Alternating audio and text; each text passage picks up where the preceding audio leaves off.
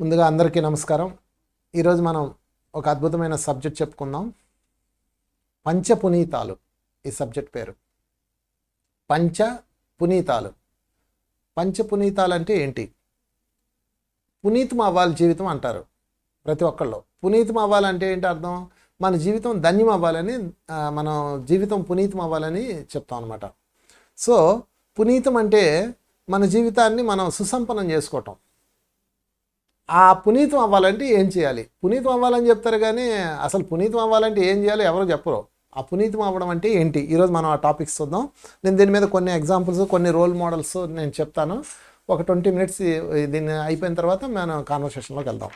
ముందుగా పంచపునీతాలు శాస్త్రరీత్యా చూద్దాం. ఎందుకంటే భారతదేశపు శాస్త్రంలో ఉన్న గొప్ప సిద్ధాంతం ఎందులోనూ లేదు. అంత అద్భుతమైన పర్ఫెక్షన్ ఇస్తుంది అనమాట అది.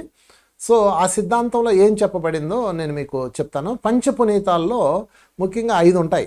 5టిని మనం పర్ఫెక్షన్ చేసుకుంటే, పునీతం చేసుకుంటే, ఆ పదాలనే వాడుకుందాం, పునీతం చేసుకుంటే మన జీవితం ధన్యమవుతుంది. అవి ఏంటి అంటే, మొట్టమొదటిది వాక్కు, 2 దేహం, 3 భాండం, 4 కర్మ, 5 మనస్సు. ఈ 5 పునీతం చేసుకోగలిగితే మన జీవితం సుసంపన్నం అయిపోతుంది, పునీతం అవుతుంది అన్నమాట. అంటే ఆ పునీతం చేయాలంటే ఏం చేయాలి అది కూడా మనం చర్చించుకుందాం. అలా చేసిన వాళ్ళు ఎవరున్నారు, వాళ్ళు దాన్ని ఎలా సాధించారు అది కూడా చూద్దాం ఒకసారి. ముందుగా పంచపునీతాల్లో మొట్టమొదటిది వాక్శుద్ధి. అంటే వాక్కుని ఎప్పుడైతే శుద్ధి చేసుకున్నామో సిద్ధి బయటకు వస్తుంది. నేను చాలామందిని చూస్తాను, కొంతమంది మాట్లాడుతుంటే అసలు ఎంత బాగుందో అనిపిస్తుంది, కొంతమంది మాట్లాడుతుంటే ఎంత తొందరగా వదులుతారా అనిపిస్తుంది, కొంతమంది స్పీచెస్ వింటుంటే ఎంత బాగుందో హృదయానికి కనెక్ట్ అయిపోయి అదొకలాంటి ఆనందం వస్తుంది. కొంతమంది స్పీచెస్ తలకాయ నొప్పి వచ్చేస్తుంది. వీటన్నిటి కారణం ఏంటంటే వాక్కు యొక్క శక్తి. అంటే వాక్కులో 2 ఉంటాయి ఫ్రెండ్స్. ఒకటి ఏంటంటే సిద్ధి, అది ప్రతి ఒక్కరికి ఉంటుంది. ప్రతి మనిషికి వాక్కు యొక్క సిద్ధి ఉంటుంది. సిద్ధి కావాలి అంటే శుద్ధి చేయాలి. శుద్ధి చేయకపోతే వాక్కు సిద్ధి కలిగించదు. మనం వాటర్ ఫిల్టర్లో నీళ్లు చూడండి, ఫిల్టర్ చేసుకుంటాం.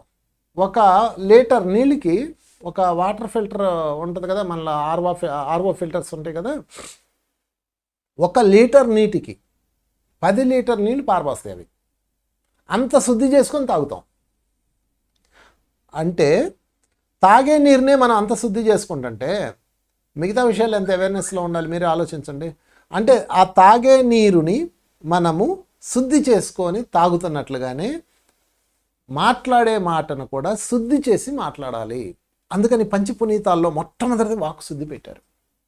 అందుకని మాట్లాడే మాటని మీరు శుద్ధి చేసుకున్నారనుకోండి, అప్పుడు ఫర్ ఎగ్జాంపుల్ 1 లీటర్ నీటికి 5 లీటర్ నీళ్లు మనం పారబోస్తాం. మినరల్ వాటర్ ఫిల్టర్ని చూస్తే మీకు అర్థమవుద్ది, 5 లీటర్ నీళ్ళు పారబోస్తుంది అది 1 లీటర్ నీళ్ళకి.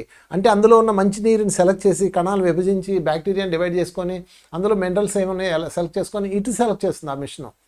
అలాగే మనం కూడా వాక్కుని శుద్ధి చేసుకోవాలి. అంటే 100 మాటల్లో 1 మాటే బయటికి వదలాలి. అప్పుడు వాక్కు సిద్ధి అన్నది జరుగుతుంది. వాక్కు శుద్ధి చేస్తేనే సిద్ధిస్తుంది మై డిఫరెన్స్, లేకపోతే ఇంపాసిబుల్. అందుకని మీ వాక్కుని పునీతం చేసుకోవాలి అంటే ఈ పంచపునీతాల్లో ఈ రోజు నుంచి మీరు 100 మాటలు మాట్లాడుతున్నారు కదా, అందులో 1 మాట్లాడండి. ఆ 1 కూడా శుద్ధి అయిందే మాట్లాడండి. అంటే నోట్లో నుంచి వచ్చే వాక్కు పరిపూర్ణమైన శుద్ధితో బయటికి రావాలి.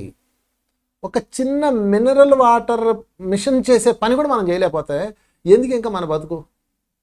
అందుకని మనందరం ఏం చేయాలంటే వాక్కుని శుద్ధి చేయాలి. ఎప్పుడైతే వాక్కుని శుద్ధి చేశామో ఖచ్చితంగా మై డియర్ ఫ్రెండ్స్, నేను చెప్తున్నాను, ఖచ్చితంగా అది సిద్ధిగా మారిపోతుంది. వాళ్ళ మాట మంత్రం అయిపోతుంది. ఒక పాట ఉంది కదా, మాటే మంత్రము మనసే బంధము, ఇళయరాజు గారి పాట. చాలా నాకు ఇష్టమైన సాంగ్ అది. ఇది కమనీయం కళ్యాణం. అప్పుడు అది కమనీయం అవుతుంది, కళ్యాణం అవుతుంది. మాట మంత్రం అవ్వాలంటే శుద్ధి చేయాలి. శుద్ధి చేస్తే అంతా అయిపోతుంది మై డిఫరెంట్. ఇంకేం లేదు ఇక్కడ శుద్ధి కార్యక్రమం. అందుకని మాటని చాలా జాగ్రత్తగా మాట్లాడాలి. దీనికి రోల్ మోడల్గా ఎవరిని పెట్టుకుందామంటే ధర్మరాజు. అంటే చాలామంది ఉన్నారు అద్భుతంగా మాట్లాడేవాళ్ళు, ధర్మరాజుని పెట్టుకుందాం. ఎందుకంటే ధర్మరాజు చూడండి, ప్రాణాపాయం వచ్చింది, తన అత్యంత కీలకమైన దశలో ఉన్నాడు. కృష్ణుడు వచ్చి ఒక అబద్ధం ఆడబోయి అన్నాడు, ఇంపాసిబుల్, నో నో నో అన్నాడు. అంటే గ్రేట్. అందరు చస్తున్నారయ్యా, అబద్ధం ఆడే అన్నారు, నో నో నో అన్నాడు. మాట సమస్య లేదు అన్నాడు. అప్పుడు కృష్ణుడిని ఉపాయం అడిగాడు, అయితే నేను వదిలేస్తాను అన్నాడు. సరే కృష్ణ, ధర్మం కోసం చేస్తాను, కానీ నా వాక్కు శుద్ధి, చాలా శుద్ధిగా మాట్లాడతాను నేను. ఆ సిద్ధి పోకుండా ఉండాలంటే, ఎందుకంటే వాక్కు శుద్ధిపోయింది అనుకోండి సిద్ధిపోద్ది, సిద్ధిపోయింది అనుకోండి మీరు మాట్లాడే మాటలు పేలవంగా ఉంటాయి, మన మాటలు శక్తిహీనంగా ఉంటాయి. శక్తిహీనంగా ఉన్నప్పుడు ఆకర్షించవు. అది అంత పవర్ఫుల్ అనమాట.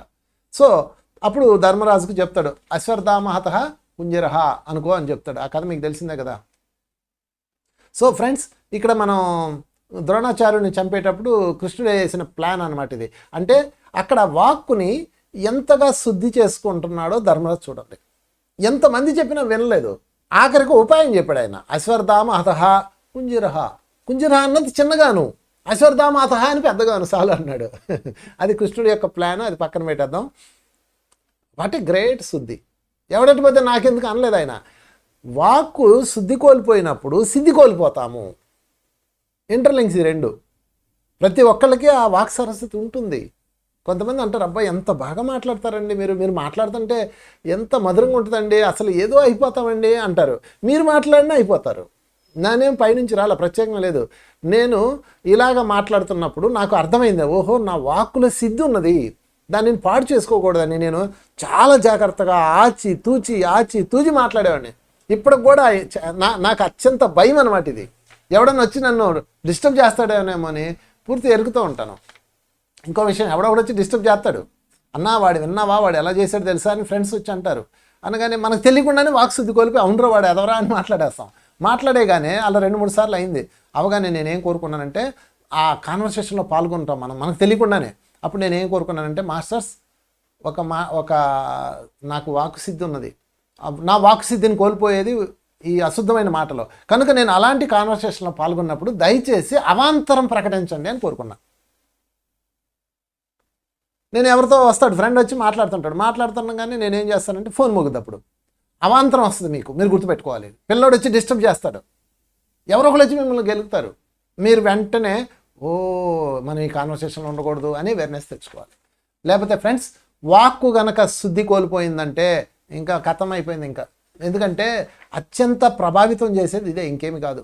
మన జీవితాలని వాక్కు ఎంతగా ప్రభావితం చేస్తుందంటే అది మొత్తం టోటల్ అంతా దాని మీద ఆధారపడి ఉంటుంది. ముఖ్యంగా ఆధ్యాత్మిక వ్యక్తులకి చాలా చాలా చాలా ఇంపార్టెంట్, ఆధ్యాత్మిక వ్యక్తులకి. అందుకని మీరు ఎప్పుడూ కూడాను మీ యొక్క వాక్కుని పర్ఫెక్షన్లోకి తెచ్చుకోవాలంటే నలుగురు, ఎందుకంటే ఒక ఆధ్యాత్మిక వ్యక్తి దేని మీద ఆధారపడి ఉంటారు చెప్పండి? మీరు దేని మీద ఆధారపడ్డాడు? నా మొహం చూస్తున్నారా, నా వాక్కుని చూస్తున్నారు?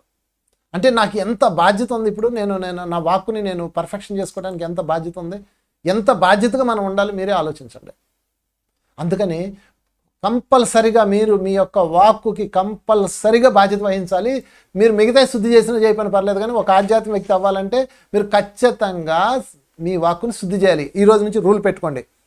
లేకపోతే ధ్యానంలో మాస్టర్స్ని అడగండి, నేను వాక్కు శుద్ధి కోల్పోయినప్పుడు దయచేసి నన్ను అవాంతరం ప్రకటించండి అని చెప్పండి. ఎందుకంటే 1000 కోట్ల ప్రాణుల్లో భగవంతుడు మనిషికి గొప్ప వరం ఇచ్చాడు. ఏంటో చెప్పమంటారా? ఆ వరం ఏంటంటే శుద్ధి చేసుకునే వరం. అన్ని కోట్ల ప్రాణుల్లో మనిషికి మాత్రమే మాట్లాడే శక్తి ఉందంటారు, తప్పది. అన్ని ప్రాణులు మాట్లాడతాయి. చీమ మాట్లాడుతుంది, పక్షి మాట్లాడుతుంది, కోయిలు మాట్లాడుతుంది, అన్నీ మాట్లాడతాయి. మాట్లాడే శక్తి అందరికి ఉంది. నేను ఖచ్చితంగా చెప్తున్నాను. చాలామంది అంటారు మనిషికి మాత్రమే మాట్లాడే శక్తి ఉంది అంటారు. ఎంత తప్పది. కుక్క మాట్లాడదా? దొంగలు వచ్చినప్పుడు ఒకలా అరుస్తుంది, మీరు వచ్చినప్పుడు ఒకలా అరుస్తుంది, తోటి కుక్క వచ్చినప్పుడు ఇంకోలా అరుస్తుంది, కాకి ఆహారం దొరికినప్పుడు ఒకలా అరుస్తుంది, ఆకలి వేసినప్పుడు ఒకలా అరుస్తుంది, పిల్లలు కనపడినప్పుడు ఒకలా అరుస్తుంది. కనుక మీరేం చేయాలంటే అమంగళకరమైన వాక్కులు ఎవరైతే మాట్లాడుతున్నారో వారి దగ్గరే అవేర్నెస్తో ఉండాలి. ఎందుకంటే మీ యొక్క వాక్కు శుద్ధిని కోల్పోగొట్టేది ఇదే, ఈ చెవి. లోపలికి వెళ్తే అంతే వచ్చేస్తాయి. Input output. ఇన్పుట్ సరిగా ఉంటే అవుట్పుట్ సరిగా ఉంటుంది. సరి అయిన మాటలే వినాలి. రూల్ పెట్టుకోండి మై డియర్ ఫ్రెండ్స్. ప్రతి సాధకుడు తీసుకోవాల్సిన ప్రథమైన జాగ్రత్త ఇది. సో ధర్మరాజులాగా మనం కూడా వాక్సిద్ధి పెట్టుకుందాం. అందుకని ఆయన బొందితో కైలాసం సాధించాడు. ఎవల్యూషన్ ఫిజికల్ బాడీతో ఆశ్రలోకం వెళ్ళాడు ఆయన. చూసారా, ఎవరన్నా వెళ్తారు అలాగా ఫిజికల్ బాడీతో ఆశ్రలోకం. సో ఫ్రెండ్స్, రెండో పాయింట్లోకి వెళ్దాం. వాక్శుద్ధి తర్వాత మన పంచ పునీతాల్లో రెండో పాయింట్ దేహశుద్ధి. చాలామంది సాధకులు ఏమంటారంటే తోలు తిత్తి ఇది తుస్సుమనుటు కాయము, మన శరీరము ఏముంది అబ్బా ఇది అందరితో, అది కరెక్ట్ కాదు. దీనికి శంకరాచార్యులు చెప్పిన పాయింటే కరెక్ట్. దేహో దేవాలయో ప్రోక్త జీవో దేవో సనాతన. ఇది ఒక దేవాలయం లాంటిది. దీన్ని పరిశుభ్రంగా ఉంచాలి, 2 పూట్ల స్నానం చేయాలి, చిరిగిన అపరిశుభ్రమైన బట్టలు వేసుకోకూడదు. ఎప్పుడు దీన్ని ఒక దేవాలయాన్ని ఎలా చూస్తామో అలా చూడాలి. నేను చాలామంది తారసపడిన మెడిటేటర్లలో, సాధకుల్లో, ఆధ్యాత్మికతల్లో దేహం మీద దృష్టి పెట్టరు. పిచ్చి పిచ్చిగా గడ్డం మెరిగిపోయి పిచ్చి పిచ్చిగా డ్రెస్ వేసుకొని ఒకళ్ళైతే చెప్పనాలే కాదు, అదెంత గొప్పతనం అనుకుంటారు. స్నానం కూడా చేయరు, వాసన వస్తుంటుంది. నేను ఒక మేడం వచ్చింది, భయంకరంగా ఉంది ఆమె జుత్తు, ఆ మొహము, ఆ బట్టలో ఏదో చాలా అసహ్యంగా ఉంది. నేను అన్నాను, ఎందుకు ఇలా ఉన్నావు నువ్వు అంటే, ఏంటి సార్ దేహం ఎందుకు చూస్తారు, నా ఆత్మను చూడండి సార్ అంది. మరి నా దగ్గరికి ఎందుకు వచ్చావు, నా ఆత్మ దగ్గరికి పో అన్న. ఇలా ఉంటారు ఒక్కొక్కళ్ళు. వచ్చిందేమో నా దగ్గరికి, నా ఆత్మను చూడండి అంటుంది. మరి నా దగ్గరికి ఎందుకు వచ్చావు, నువ్వు నా ఆత్మ దగ్గరికి పో, అది ఎక్కడుంది దాన్ని 4 కలుసుకోపో అన్నాడు. ఇలా ఉంటారు, పిచ్చి అనమాట. ఇదొక సైకిక్స్. అలాగని ఋషులు మహర్షులు జటాలు పెంచేసుకున్నారు అంటే వాళ్ళు ఏమి అలా ఉండదు, చక్కగా నీట్గా ఉంటారు, 2 పూట్ల ఆచమనం చేస్తారు, బ్రహ్మాండంగా ఉంటారు. ఇవన్నీ కథలు అన్నీ కలుపుతారు. ఇవన్నీ షిరిడీ సాయి వారం రోజులు స్నానం చేయకపోయినా ఆయన కడిగిన ముచ్చులా ఉండేవాడు. గురువులు గడ్డాలు ఉంటాయి, గడ్డం అంటే ఆ గడ్డం ఎంత అందంగా కూడా చూడండి, చక్కగా ట్రిమ్ చేసుకుంటారు, దాన్ని చక్కగా షేవ్ చేసుకుంటారు, అందంగా ఉంటారు, మెరుస్తూ ఉంటారు, కాంతివంతంగా ఉంటారు. అపరిశుభ్రత అనేది చాలా అసహ్యకరమైంది. దేహాన్నే వాడు దేహశుద్ధి తెలియనోడు ఇంక ఏ శుద్ధి చేసుకోగలడు చెప్పండి. దేహశుద్ధి చేయని వాడు ఏ శుద్ధి చేసుకోగలడు.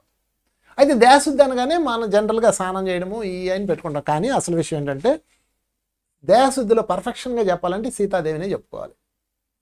ఎలాగో చెప్తాను చూడండి. సీతమ్మ అరణ్యంలో ఉంది. అరణ్యంలో ఉన్న ఆమెని రావణాసుడు ఎత్తుకుపోయిన తర్వాత ఆమెను తీసుకెళ్ళి అశోకవనంలో పెట్టాడు. ఎట్టి పరిస్థితుల్లో లోపలికి రాని అంది. లోపల చక్కగా బిల్డింగ్లో అటాచ్ టాయిలెట్, బెడ్రూము, ఏసీ అన్నీ ఉన్నాయి. నో నేను చెట్టు కిందే ఉంటానంది. మరి చెట్టు కిందే ఉన్న ఆమె స్నానం చేయలేదా అన్ని నెలల పాటు? చెట్టు కిందే ఉంటే ఆమెకి కనీస అవసరాలు ఉండవా? చెట్టు కిందే చేస్తే మరి కనీసం బట్టలు మార్చుకోవడానికి డ్రెస్ చేంజింగ్ ఉండదా? ఏమీ లేవండి ఆమెకి. మొదటి రోజు ఎలా వెళ్ళిందో అలాగే తపస్సులో కూర్చుండిపోయింది. తన దేహాన్ని విశ్వశక్తితో శుద్ధి చేసుకోవడం ప్రారంభించింది. తన కడుపులో ఉన్న ఆకలిని విశ్వశక్తి ద్వారా నింపుకుంది. మొదటి రోజు అతను ఇచ్చిన నీరు తాగింది. ఆ నీరు తాగితే ఆమె ఒక భ్రమలోకి వెళ్ళిపోయింది.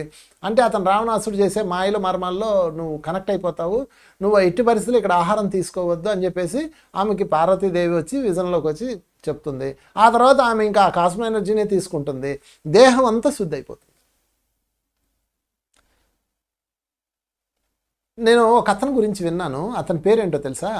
బూజీ బాబా అతని పేరు. ఇప్పుడు లేరు ఆయన, ఎంతో పురాతనమైన హిమాలయ గురువు. బూజీ బాబా ఎక్కడ ఉంటారంటే స్వామి ముక్తానంద గారు దర్శించాడు ఆయన్ని. బూజీ బాబా దర్శనం చేసుకుంటారా అని వాళ్ళ గురువుగారు చెప్తాడు. ఆయన పలానా ఊర్లో ఉన్నాడని వెళ్తే ఆయన ఎక్కడ ఉంటాడని ఎత్తుక్కుంటూ వెళ్తే ఆయన ఒక పెంట కుప్ప మీద కూర్చుంటాడు. పెంట కుప్ప మీద కూర్చొని ఆయన మలాన్ని తీసి ఆయన ఒంటికి రాసుకుంటూ ఉంటాడు. ఇక చూడండి పరిస్థితి. మీరు ఊహించడానికి మన కంపరంగా ఉంది. కానీ ముక్తానంద గారు వెళ్ళి దగ్గర చూస్తే ఆయనకి కంపరం వేస్తుంది, అసహ్యం వేస్తుంది. కానీ ఆయన దగ్గరికి వెళ్తూ ఉండేటప్పటికి ఎక్కడ లేని సుగంధం వస్తుంటుంది. ఎక్కడి నుంచి వస్తుంది ఈ సుగంధం చూస్తే ఆయన రాసుకునే మలం నుంచి వస్తుంటుంది.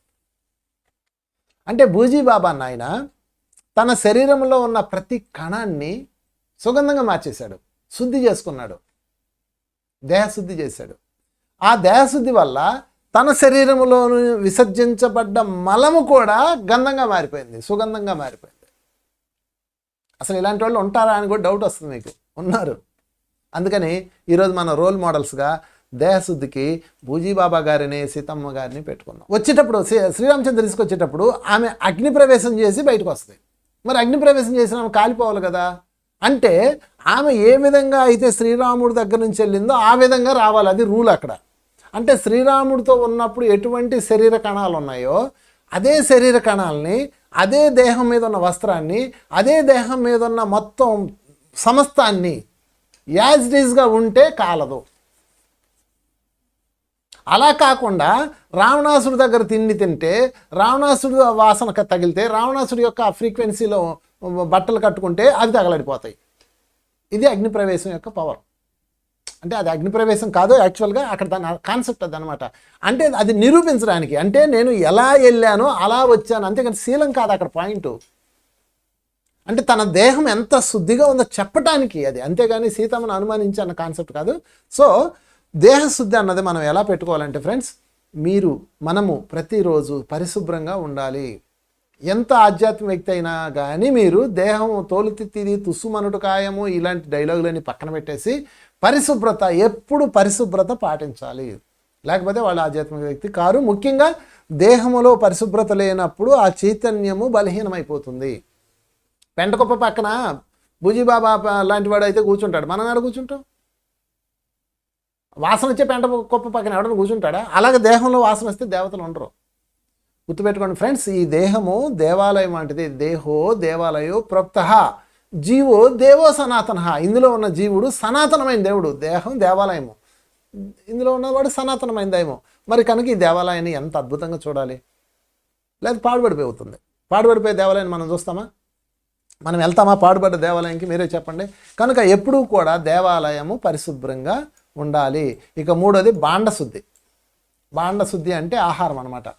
మన శరీరానికి కావాల్సిన శక్తిని ఇచ్చేది ఆహారం. అందుకే ఆహారాన్ని అందించే పాత్ర పరిశుభ్రంగా ఉండాలి. బాండం అంటే అదనమాట, ఆహారాన్ని వండే పాత్రలో బాండశుద్ధి అంటారు దాన్ని.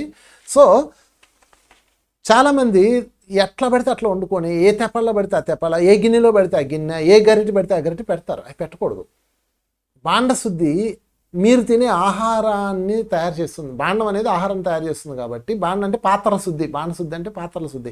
ఆ పాత్రలు ఎంత పర్ఫెక్ట్గా ఉండాలంటే వాటి యొక్క మీరు వండే ఆ అమృతాన్ని అది తయారు చేసే పాత్రలో ఉంటుంది కాబట్టి అంత పర్ఫెక్షన్గా మీరు వాడాలి. అందుకని ఈ మధ్యకాలంలో దీని మీద చాలా అవేర్నెస్ వచ్చింది. అందరూ ఈ సత్తు గిన్నెలో రేకులు తీసేసి కొండల్లో వండుకుంటున్నారు, మంచిదే అది. అయితే నేను భౌతిక తలంలో మామూలుగా అందరూ జనరల్గా చెప్పేది చెప్తూ నేను దానిలో ఉన్న అంతరార్థం చెప్తున్నాను. సో ఫ్రెండ్స్, బాండశుద్ధిలోకి వెళ్తే మీరు సిద్ధయ్య గురించి విన్నారా? అంటే నేను ఇప్పుడు జనరల్ టాపిక్ చెప్తూ లోతుల్లోకి వెళ్ళి అంతరార్థం చెప్తున్నా. సిద్ధయ్య ఇతను బ్రహ్మంగారికి ఒక శిష్యుడు. ఎంతోమంది శిష్యుల్లో ఇతను ఒకడు. కానీ ఇతనిలో ఒక ప్రత్యేకత ఉంది, ఆ డెడికేషన్ ఉంది. అప్పుడు అతన్ని బ్రహ్మంగారు, అందరూ అసూయ పడతారు కదా మిగతా వాళ్ళందరూ, అతని ప్రత్యేకత తెలియజెప్పాలని బ్రహ్మంగారు ఒకరోజు చచ్చిపోయిన కుక్క, రోడ్డు మీద వెళ్తుంటే కుక్క ఉంటుంది, ఆ కుక్కను చూపించి దాన్ని తినమంటాడు. ఎవడో వెళ్ళడు. అప్పుడు సిద్ధయ్య వచ్చి గురువాజ్ఞ అని చెప్పేసి దానికి దండం పెట్టేసి దాన్ని ఇలా పెట్టి నోట్లో పెట్టుకుపోతుంటే అవన్నీ ఫలాలుగా మారిపోతాయి. అంటే ఒక చనిపోయిన కుళ్ళిపోయిన కుక్కని గురువుకి దండం పెట్టుకొని ఆ గురువు యొక్క స్మరణతో దాన్ని ఫలాలుగా మార్చేశాడు. అది బాండశుద్ధి అంటే. బాండశుద్ధి అంటే మై డియర్ ఫ్రెండ్స్ గుర్తుపెట్టుకోండి, మన తెపాలను శుభ్రంగా కొత్త తెపాలు తెచ్చి వండుకోవటం ఇది కాదు. మన భావన, మీరు ఏం తింటున్నారు? ఎవడో లడ్డు పెట్టాడు, లడ్డు పెట్టగానే చేతిలో మనం ఏం చేస్తాం దాన్ని? అబ్బాయి నాకు షుగర్ అండి అంటారు. అయిపోయింది, మీ బాండం అశుద్ధి అయిపోయినట్టే. ఫస్ట్ మన భావన తీసేయాలి. ఫస్ట్ అక్కడ సిద్ధయ్య ఎలా ఉన్నాడు?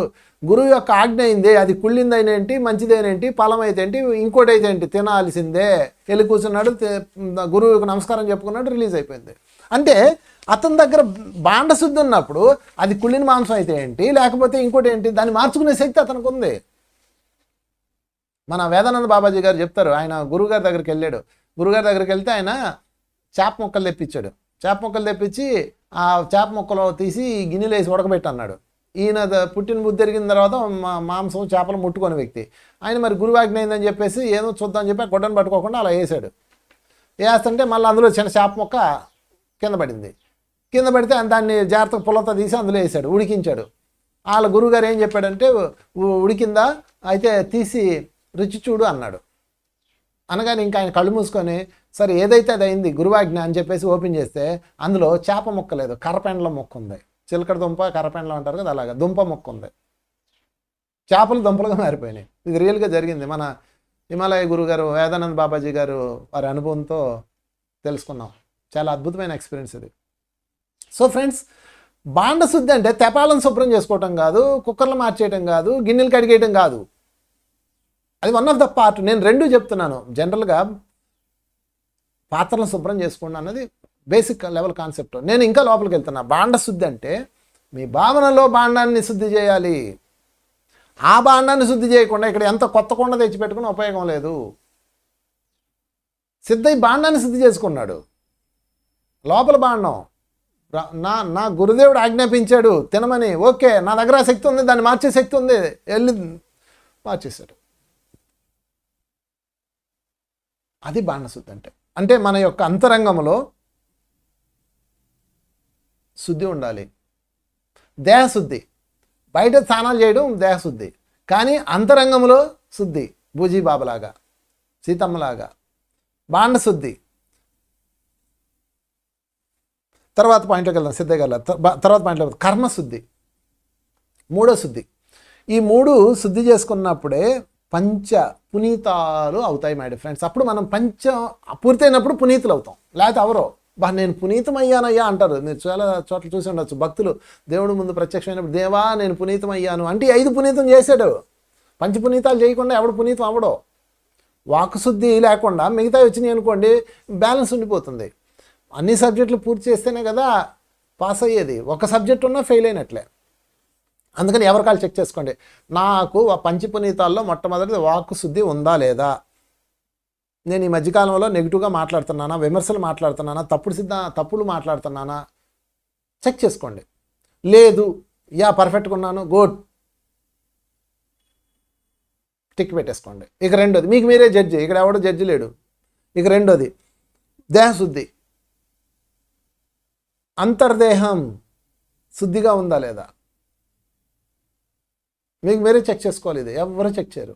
అంతర్దేహం, నా అంతర్దేహం శుద్ధిగా ఉందా లేదా, అసలు ముందు నేను శుభ్రంగా స్నానం చేస్తున్నాను లేదా, శుభ్రత పాటిస్తున్నాను లేదా. మళ్ళీ ఇది ఓవర్ అయిపోకూడదు. అంటే 24 గంటలు చేతులు కడుక్కోవటం ఓసిడి అయిపోకూడదు. ఓసిడి సినిమాలో ట్యాబ్లెట్లు కూడా కడుక్కొని తాగుతాడు, అది కూడా కరెక్ట్ కాదు. దేహశుద్ధి మీన్స్ బూజీబాబాలాగా, సీతమ్మలాగా. ఆమె అన్ని రోజులు స్నానం చేయలేదు, ఆయన మలాన్ని రాసుకుంటున్నాడు. ఎలాగబ్బా వీళ్ళందరికి సాధ్యమైంది? ఎంత శుద్ధి చేసుకుంటున్నారో మీరు ఆలోచించండి. తమ శరీరంలో ఉన్న కణజాలంతో మాట్లాడుకుంటున్నారు వాళ్ళు. ఆ చైతన్యాన్ని కనెక్ట్ అవుతున్నారు. ఇక మూడో దానిలోకి వెళ్ళిపోదాం. బాండశుద్ధి. బాండశుద్ధి అంటే తెపాల శుద్ధి చేసుకోవటం ఒక పాయింట్, కానీ లోపల లోపల లోపల శుద్ధి. నేను ఏం తింటున్నాను, ఎలా తింటున్నాను, ఆ తినేటప్పుడు ఎదుటివాడికి తింటున్నాడా లేదా చూసే శక్తి ఉన్నదా లేదా, అది బాండశుద్ధులు. సిటీ సాయికి పెట్టగానే ఆకలేస్తున్నాను, తింటే ఎదురు చూశాడు, కుక్క ఉంది, ఇంకా మరో ఆలోచన లేకుండా దాని ముందు పెట్టేశాడు. ముందు మనం అందరూ ఫ్రెండ్స్ అందరికీ స్వీట్స్ వచ్చినాయి, మంచి పండు మామిడి పళ్ళు తట్ల పెట్టి ఇచ్చారు తినండి అని 10 మందికి. అందులో మనం ఏం చేస్తాం, ఫస్ట్ మంచి పండు ఏరుకుంటాం, అడిగి బాండశుద్ధి లేనట్టు. అలా కాకుండా అన్నిటికన్నా చిన్న పండు తీసుకొని ఇది పెద్ద పండు ఎవరైనా తింటారులే అని వదిలితే అప్పుడు బాండశుద్ధి ఉన్నట్లు. చూసారా ఫ్రెండ్స్, చాలా చిన్న చిన్నవి చెప్పుకోవడానికి, కానీ ఆ లోపల ఉంటుంది అంతా. తర్వాత పాయింట్లోకి వెళ్ళిపోదాం. కర్మశుద్ధి. కర్మశుద్ధి అంటే ఎవరికైతే ఎటువంటి కర్మ అయితే ఉందో, కర్మ అనగానే మనకున్న సమస్యలను శుద్ధి చేసుకోవడం అనుకుంటున్నాం కాదు. చేసే పనిని మధ్యలో ఆపేయడం కర్మశుద్ధి కాదు, చేసిన పనిని పూర్తి చేయడం కర్మశుద్ధి. ప్రకృతి నీకు ఏ పని అయితే ఇచ్చిందో దాన్ని పూర్తి చేయడమే కర్మశుద్ధి. కర్మ అంటే పని. కర్మ అంటే ఈ కర్మ కాదు, అది కా, ఇది కా, అది కా ఒత్తు, ఇది ఒత్తు కా, ఇది మామూలు కా. కర్మ అంటే పని, కర్మ అంటే పని యొక్క ఫలితం. కనుక ఆ కర్మశుద్ధిలో మనం నేర్చుకోవాల్సిన మొదటి పాయింట్ ఏంటంటే, ఆ పని అనుకున్న పని మధ్యలో ఆపినవాడు అధముడు.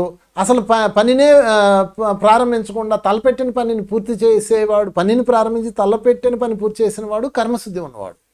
ఏదేమన్నా పూర్తి చేయాలా, మా గురుగారు చెప్పాడబ్బా నేను పూర్తి చేయాల్సిందే అంతే, ఇంక దానిలో ఇంకేం ఆన్సర్ లేదు, నేను పూర్తి చేయాలి అంతే. గురుగారు ఏం చెప్పాడు అది చేయాలా.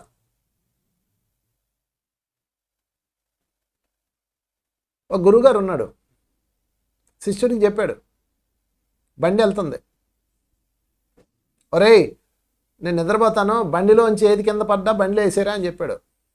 మా గురుగారు ఆ మాట అంటే మాటే, అలాగే గురుగారు మీరు ప్రశాంతంగా పడుకోండి అన్నాడు. వీడు బండి తోలుతూ ఉన్నాడు. కాసేపటికి బండి వెళ్తూ ఉంది, ఆవు పేడేసింది. ఇప్పుడు గురుగారు ఏం చెప్పాడు, బండి ఆపాడు. గురుగారు ఏం చెప్పాడు, బండిలోంచి ఏది పడ్డా లోపల వేసేయన్నాడు కదా, వెంటనే పేడెత్తి బండిలో వేసాడు. ఇలాంటి శిష్యులు ఉంటారు.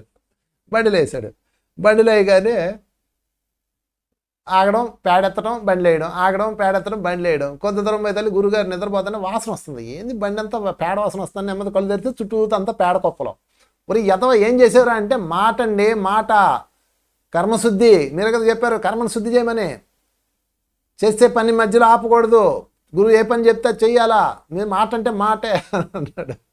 అనగానే ఒరే కర్మరా బాబు ఓ పని చెయ్యి, బండిలో నుంచి పేడ పడింది కదా అది వేసావు కదా, ఇక నుంచి అలాంటి వేయకో అని ఒక లిస్టు తయారు చేస్తాడు. పేడ వేయకూడదు, పెట్టి పడిపోయింది వేయాలి, మర్చిపోయింది దానికి ముందు సరిపోని పేడ వేయకూడదు, ఏది పడ్డా చూస్తుండే జాగ్రత్తగా అన్నాడు కదా, దానికి ముందు ఏది పడ్డా చూస్తుండే అంటాడు. ముందు పెట్టి పడిపోద్ది చూస్తూ ఉంటాడు అనమాట, తీయడు అనమాట. అందుకని గురువుగారు దారిలో వెళ్ళిన తర్వాత పెట్టేదిరా అంటాడు, పడిపోయిందండి అంటాడు. మరి ఏరా తీయలేదంటే మీరు చెప్పలేదు మాట, మీరేం చెప్పారు, కర్మశుద్ధి అన్నారు కదా, కర్మశుద్ధి అంటే కర్మని చేస్తున్న పని చేయాలి అంతే, ఇంకోటి చేయకూడదు అంటాడు. ఊరి ఎదవ కానా, నువ్వు బండిలోంచి ఏది పడిపోతే అది ఈసారి బండి వేసేయి అంటాడు అని పడుకొట్టాడు. ఈసారి రెండోసారి పేడ అనమాట. ఈసారి ఆయన ఇలా లాభం లేదు ఈడుతా అని చెప్పేసి పెట్టా పైన పెట్టాలి, డబ్బాలు పైన పెట్టాలి, బట్టలు పైన పెట్టాలి, పేడ వదిలేయాలి, గోమూత్రం వదిలేయాలి, ఎద్దు వస్తుంది కదా అవి వదిలేయాలి, ఇలాగన్నీ లిస్ట్ అవుట్ వేస్తాడు. మొత్తం బండిలో ఉన్న సామాన్ అంతా ఇతికి లిస్ట్ అవుట్ వేసి మూడో రోజు వాడికి ఇచ్చి బండి తోలు అని చెప్పేసి ఆయన ఆగి పడుకుంటాడు. ఆ బండికి కింద తొట్టి ఉంటుంది అన్నమాట, అందులో పడుకుంటాడు. ఇంకొంచెం దూరం వెళ్ళిపోయిన తర్వాత రాళ్ల కుప్ప వస్తుంది, నది దాటుతుంటుంది అనమాట, నదిలోంచి వాగులోంచి వెళ్తుంటుంది. ఆ చిన్న చిన్న రాళ్లలో బండి ఎగిరి పడుతుంటుంది. గురువు గారికి కింద పడిపోతాడు. బండి కొంచెం దూరం వెళ్ళిపోతుంటుంది. గురువుగారికి నడుము పట్టేస్తుంది. ఒరే ఆపరా, అరే అరే అని నడుస్తాడు, వెనక్కి తిరుగుతాడు. ఒరే ఆపరా ఆపు అంటాడు. ఉండండి గురుగారు ఉండండి, కర్మశుద్ధి అంటే కర్మశుద్ధి, ఒక్క నిమిషం అని చెప్పి లిస్టు చూస్తాడు. లిస్టులో పేడ వేయకూడదు, తెపాల వేయాలి, చెంబు వేయాలి, చీపిరి వేయాలి, తర్వాత పొడుంకాయ డబ్బా వేయాలి, ఎక్కడ గురువుగారు అని లేదు లిస్టులో. కనుక నాకు సంబంధం లేదు, నమస్కారం అని వెళ్ళిపోతాడు. ఇది కర్మశుద్ధి. చూసారా, ఇలా ఉన్నాం మనం. ఈ శిష్యులకి మనకి ఏం తేడా లేదు. అంటే ఈరోజు మనం ఎలా ఉన్నామంటే ఏది చేయాలో ఏది చేయకూడదు తెలీదు, చేయమన్నారని చేసేయడమే, పొలం మన గుడ్డెత్తి చేలో పడ్డట్టు. ఈ బుర్రకాయని వాడేది లేదు. అందుకని ఫ్రెండ్స్, కర్మశుద్ధి అంటే మీరు చేస్తున్న పనిని శుద్ధి చెయ్యాలి. ఆచారాలన్నీ ఇలాగ తగలడ్డాయి. నిజంగా చెప్పండి, ఎవడు ఎందుకు ఏ ఆచారం చేస్తాడో అది తెలీదు. చెయ్యాలమ్మా మన పెద్దోళ్ళు చెప్పారంటాడు అంతే, అది ఎందుకు చేస్తాడో అది తెలీదు. తెలుసుకొని చేయండి. ఎందుకంటే తెలుసుకున్నారనుకో అది సత్యం అసత్యం మీకు అర్థమవుతుంది. మీ లాజికల్ మైండ్ అది సత్యం అందనుకోండి చేయండి, అసత్యం అందనుకోండి చేయకండి. కనుక కర్మశుద్ధి అంటే చేసే పనిని శుద్ధి చేయాలి. వాక్శుద్ధి అంటే మాట్లాడే పనిని శుద్ధి చేయాలి. ఆహార శుద్ధి అంటే తినే ఆహారాన్ని శుద్ధి చేయాలి. తినే ఆహారం శుద్ధి అంటే దాని చుట్టూ నీళ్ళు చల్లేయడం కాదు. ఇదొక దరిద్రం వల్ల ఇవన్నీ ఎక్కడెక్కడి నుంచో వచ్చేసినాయి మానవ జాతిలోకి. అంటే ఆహారాన్ని ఆచమనం చేస్తారు వాళ్ళ సాంప్రదాయం, దాన్ని నేను విమర్శించి తలుచుకోవాలా. శుద్ధి అంటే మై డియర్ ఫ్రెండ్స్ లోపల వేరే భావన ఉంటుంది, దాన్ని పట్టుకోవాలి మీరు, లేకపోతే ఇదిగో ఈ శిష్యుల్లో అయిపోతాం. సో చేసే పని శుద్ధి చేయండి. అది చెయ్యదగిందా కాదా, మీకు ఒక భగవంతుడు లాజికల్ మైండ్ ఇచ్చాడు కదా. లేదండి పెద్దోళ్ళు చేయమన్నారండి. ఒక అమ్మాయి, నేను బాబా మందిరంలో క్లాస్ చెప్తుంటే ఒక అమ్మాయి చుట్టూతా తిరుగుతుంది. సరే నా క్లాస్ అయిపోయిన తర్వాత 108 రౌండ్లు ఏమేస్తుంది. వేస్తుంది. వాళ్ళ ఫ్రెండ్ ఆమె ఫోన్లో మాట్లాడుకుంటున్నారు, నవ్వుకుంటున్నారు, ఏదో తిరుగుతూ ఉంది, ఇలా ఊరికే దండం పెట్టుకుని తిరుగుతూ ఉన్నారు. మొత్తం అయిపోయిన తర్వాత నా క్లాస్ అయిపోయింది, నా దగ్గరకు వచ్చింది అమ్మాయి. వస్తే ఏం చేస్తున్నావు క్లాస్ వినకుండా అన్నాను. అంటే నేను ప్రదర్శనలు చేస్తున్నానండి, 108 ప్రదర్శనలు చేయమని మా అమ్మగారు చెప్పారండి, అలా చేస్తే పెళ్ళి అవుతుంది అంటండి అని చెప్పింది. నువ్వు ప్రదర్శనలు చేసినంతసేపు ఏం చేసావు చెప్పు అన్నాను. నిజంగా చెప్పండి, ప్రదర్శనలు చేసే వాళ్ళందరూ ఏం చేస్తారు అన్న. భగవంతుడి స్మరణ ఉంటుందా? అందరూ కాకపోవచ్చు, ఎక్కువ శాతం ఉండదు. ఏదేదేదో మాట్లాడుకుంటారు, ఏదేదో చేస్తుంటారు, ఏదేదో ఒకటి అంకెలు లెక్క పెడుతుంటారు. చేసే పనిలో శుద్ధి లేనప్పుడు ఫలితం ఇవ్వదు మై డియర్ ఫ్రెండ్స్. జపం చేసుకునేవాళ్ళు ఇలా తిప్పుతూ ఉంటారు, ఓం నమో నారాయణ, ఓం నమో నారాయణ, ఓం నమో నారాయణ. వాళ్ళ మైండ్ అంతా పెద్ద పూస మీద ఉంటుంది. ఆ పెద్ద పూస రాగానే ఒకటి కౌంట్ చేయాలి, ఇంకో 2. అంటే ఇది ఏ విధంగా శుద్ధి అవుతుంది? అందుకని ఏ పని చేయండి శుద్ధితో ఉండాలి, విచక్షణ జ్ఞానానికి కనెక్ట్ అవ్వాలి. మన ఇళ్ళల్లో పెళ్ళిళ్ళు జరుగుతుంటాయి, పేరెంటాలు జరుగుతుంటాయి, తద్దినాలు జరుగుతుంటాయి, ఏవేవో బోల్డని కార్యక్రమాలు జరుగుతుంటాయి. ఇందులో ఒక్కటి కూడా 80% వరకు మీరు చేసే పనులు ఎందుకు చేస్తున్నారో మీకు తెలియదు. అది శుద్ధి ఎలా అవుతుంది? అందుకని చేసే పనిని శుద్ధి చేయాలి, దాన్ని కర్మశుద్ధి అంటారు. అంటే మీ లాజికల్ మైండ్ ఒప్పుకోవాలి, మీ అంతర్యామి ఒప్పుకోవాలి, మీ అంతరాత్మ ఒప్పుకోవాలి అని. లేకపోతే మీరు కర్మశుద్ధిలో లేనట్టే. అందుకని ఈ విషయం చెక్ చేసుకోండి, ఇది నేను చేస్తుంది కరెక్ట్గా చేస్తున్నానా లేదా, మీ అంతర్యామి పర్మిషన్ ఇచ్చిందా లేదా. చాలామంది మాంసం వండుతుంటారు, వాళ్ళకి అది వండడం ఇష్టం లేదు, కానీ వండుతారు. ఎందుకంటే మా ఆయనతో ఎందుకంటే గొడవ అంటారు. వాళ్ళందరూ నేను అడుగుతాను, అట్లయితే మీ బిడ్డ మాంసం వండమంటే మా ఆయనతో ఎందుకు గొడవని వండేస్తావా అని అడుగుతా. వండనండి అంటారు. చూసారా? అంటే ఇక్కడ చేసే పని మీద మీకు శుద్ధి లేదు, మీ ఆయన కాదు తప్పు, ఇక్కడ మీరే. మీరు శుద్ధి చేయండి, మొత్తం మారిపోతాయి అంతే, ఇంకేం లేదు ఇక్కడ. అందుకనే పునీతము అంటారు దీన్ని. ఈ 5 శుద్ధులు కలిపితే పునీతము అంటారు. ఇక 5వది చెప్పుకుందాం. ముందుగా పంచపునీతాల్లో మొదటిది వాక్శుద్ధి. వాక్శుద్ధికి రోల్ మోడల్గా మనము ధర్మరాజుని పెట్టేద్దాం, అద్భుతమైన వాడు. దేహశుద్ధికి సీతమ్మని పెట్టేద్దాం. తర్వాత బాండశుద్ధికి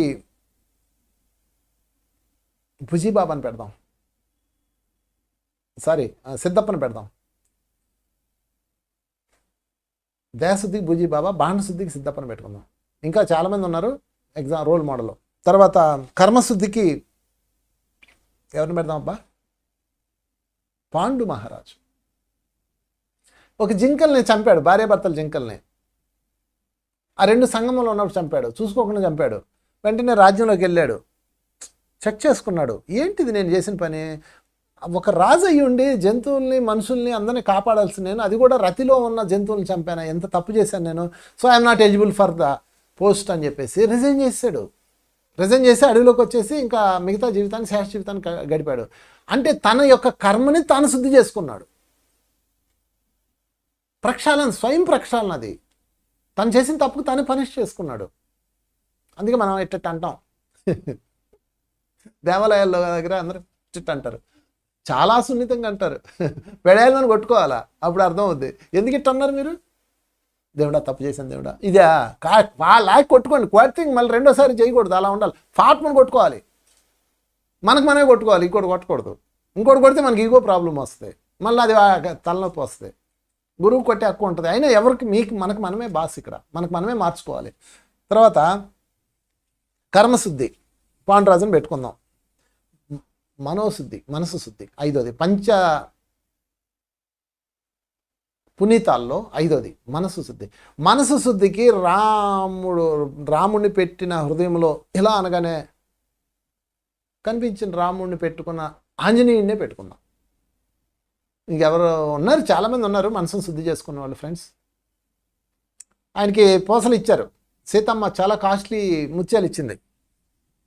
ఒక్కొక్కటి ఒక్కొక్క రాజ్యాన్ని కొనే అంత ఉంది ఆ ముత్యాలకి. ఒక్కొక్కటికి ఒక్కొక్క రాజ్యాన్ని కొనే అంత శక్తి వాటికి ఉన్నది. కానీ ఆయన ఏం చేశాడు తెలుసా? వాటన్నిటిని కొరికి టుపుక్ మనం ఊసాడు.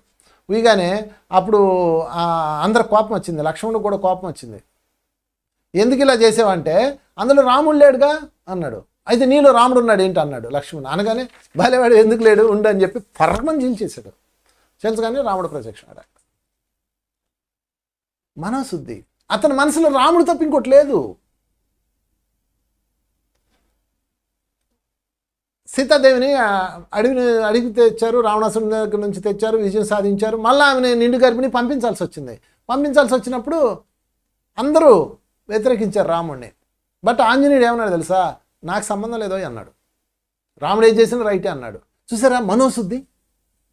మనమా ఎన్ని డౌట్లు ఉంటాయో మనకి.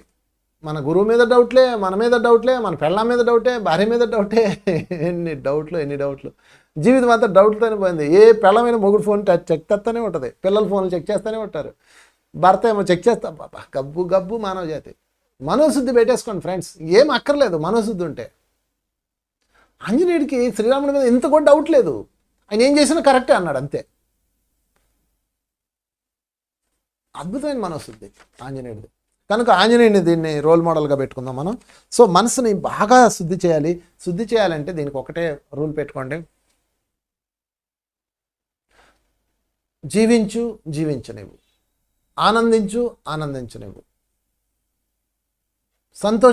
సంతోషించనివ్వు, ఆడుకోనివ్వు, పాడుకోనివ్వు, పండగ చేసుకోనివ్వు. మీరు ఏదైతే చేశారో అది అవతల వాళ్ళు చేసేలాగా మీరు చేస్తుంటే మీరు దాన్ని యాక్సెప్ట్ చేయండి, అంతే, ఇంకేం లేదు ఇక్కడ. అదే మనోశుద్ధి. బోల్డ్ అని చేసాం మనం. మన పిల్లలు చేస్తే ఊరుకుంటామా? చావు కొట్టేస్తాం. ఎన్ని చేశారు ఈ తల్లులు చిన్నప్పుడు, అల్లర్లు, పీకేయడాలు, పాకేయడాలు, నాకేయడాలు, కొరికేయడాలు, ఇరగొట్టేయడాలు. అందులో ఒక్కటి పిల్లడు చేశాడు, అది చచ్చాడే. ఏది మనోశుద్ధి? కనుక ఫ్రెండ్స్, ఈ మనసు అందమైన ఒక పూల తోట లాంటిది. దాన్ని ఎప్పుడు శుద్ధంగా ఉంచుకోవాలి. లేకపోతే మీ మనసులో, మీ హృదయంలో ఎవరిని పెట్టకండి. మానవుడిని అసలు పెట్టకండి. మా ఆయన్ని పెట్టుకోకండి, మా ఆమెని పెట్టుకోకండి, లేకపోతే మా పిల్లల్ని పెట్టుకోకండి. కానీ అందరినీ మనం పెట్టేసుకున్నాం. ఎందుకంటే వాళ్ళు ఏదో రోజు డిస్టర్బ్ చేస్తారు. ఆ డిస్టర్బ్ చేసినప్పుడు మీరు పెయిన్ భరించలేరు. ఎందుకంటే వాళ్ళు మీరు అనుకున్నట్లుగా ఉండరు. వాళ్ళకు ఒక డిజైన్ ఉంటుంది, వాళ్ళకు ఒక ప్రణాళిక ఉంటుంది, వాళ్ళ జీవితం, వాళ్ళ ఎంపిక చాలా ఉంటాయి. కనుక ఫ్రెండ్స్, మీరు గుర్తుపెట్టుకోండి, మనోశుద్ధి చాలా చాలా ముఖ్యమైనది. అందుకే ఆత్రేయ గారు అంటారు, మనసున్న మనిషికి సుఖము లేదంతే అంటారు ఆత్రేయ గారు. నేనేమంటాను తెలుసా? మనసున్న మనిషికి సుఖం లేదు, ఓకే నాయనా, అలాగని మనసును తీసేద్దాం, సంతోషం లేదు బాబు అంటాను. మనసు లేకపోతే సంతోషం ఉండదు. అందుకని మీ మనసుని ఎప్పుడు శుద్ధిగా ఉంచుకోవాలి. శుద్ధిగా ఉంచుకోవాలంటే దానిలో కోపము, బాధ, భయము, ఆందోళన, ద్వేషము ఇత్యాది అన్నీ రిమూవ్ చేసేయాలి. ఇక్కడ వాడిని మాత్రమే ఉంచాలి. ఆ హృదయంలో మీ ఇష్టమైన ఒక మాస్టర్ని పెట్టుకోండి, వాడు మాత్రమే ఉండాలి. ఎందుకంటే వాళ్ళు మాత్రమే ఆ మనసుని ఆ విధంగా ఉంచగలరు, ఇంకెవరు ఉంచలేరు. వాళ్ళకి మాత్రం ఆ శక్తి ఉంటుంది. సో ఫ్రెండ్స్, ఇది ఈరోజు కాన్సెప్ట్. పంచపునీతాలు, వాక్శుద్ధి రోల్ మోడల్గా మనం ధర్మరాజుని పెట్టుకుందాం. 2 దేహశుద్ధి, దానికి ఎగ్జాంపుల్గా సీతమ్మని పెట్టుకుందాం, బూజీబాబుని పెట్టుకుందాం. 3 బాండశుద్ధి, దానికి ఎగ్జాంపుల్గా సిద్ధయ్యని పెట్టుకుందాం. 4వది కర్మశుద్ధి, పాండురాజుని పెట్టుకుందాం. 5వది మనశుద్ధి, దానికి ఎగ్జాంపుల్గా ఆంజనేయ స్వామిని పెట్టుకుందాం.